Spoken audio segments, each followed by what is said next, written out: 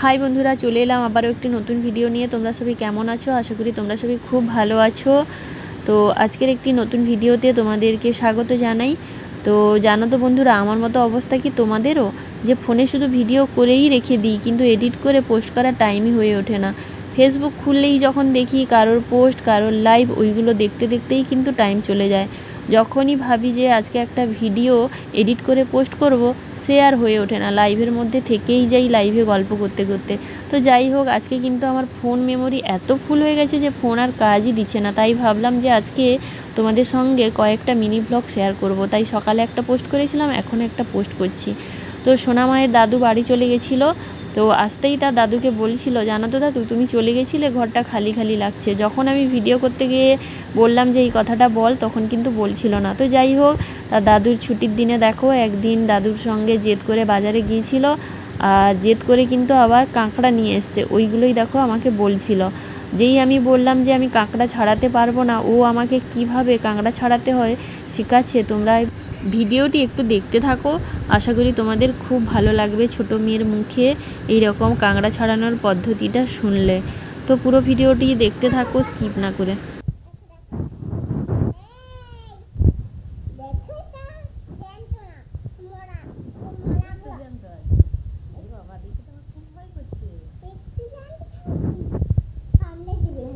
কে কাটবে এটা? দেখতেই ভয় করছে।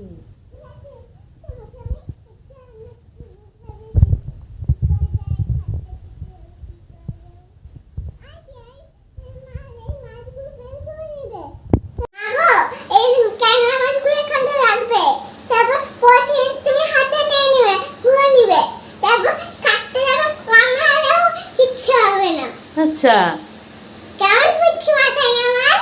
খুব ভালো বুদ্ধি তো। হ্যাঁ, তুমি করবে ভিডিওটা। ঠিক আছে, বুনছেকে দেখাতে হবে না। তো বন্ধুরা, সোনামায়ের মুখে কাঁকড়া ছাড়ানোর পদ্ধতিটা কেমন লাগলো কমেন্ট করে জানিও। তো সোনামাকে বললাম যে তো দাদুর সঙ্গে স্কুলে চলে যা, তাই কিন্তু তার দাদুর সঙ্গে স্কুলে যাচ্ছে। তো বাবা কি কি বাজার করে নিয়ে এসছে ওইগুলো তোমাদের সঙ্গে একটু শেয়ার করে রাখলাম। যেতে পারা তুমি দিদিমণির কাছে থাকবে, ঠিক আছে? পড়ে নিবে। দাদু আসবে, আমি আনতে যাব। না বাবা, দাদু ওখানে, ছেলেরা বসে না ওখানে, ছেলেদেরকে বসতে দেয় না। হ্যাঁ, আমি একটু পরে যাচ্ছি, দাদু ছেড়ে দিয়ে আসবে। আমি কিনে দেবো তো গিয়ে, ঠিক আছে? হ্যাঁ, দিদিমণি বলেছিল না, যারা গুড হয় তারা কি হয়, একা একা থেকে যায়। আচ্ছা, ঠিক আছে, যাও, যাচ্ছি। আচ্ছা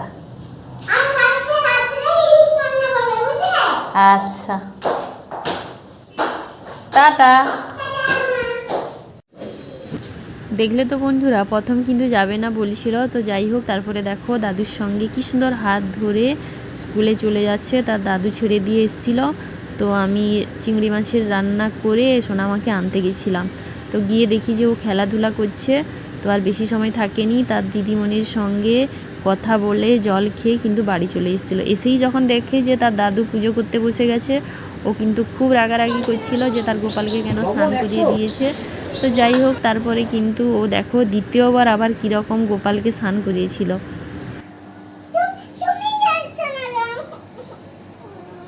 দিয়ে দাও।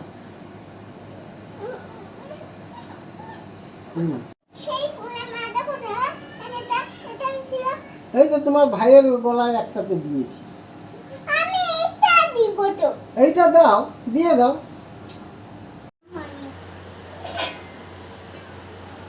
আবার স্নান করাচ্ছিস গোপালকে? আজকে চিংড়ি মাছ খাবো নাকি?